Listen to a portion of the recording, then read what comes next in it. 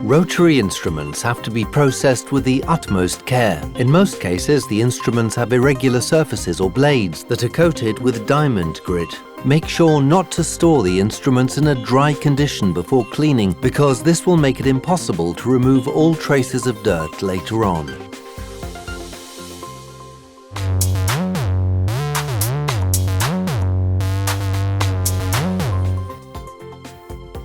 For a perfect processing result, place the rotary instrument in a container filled with a detergent or disinfectant, for example DC1, immediately after treatment.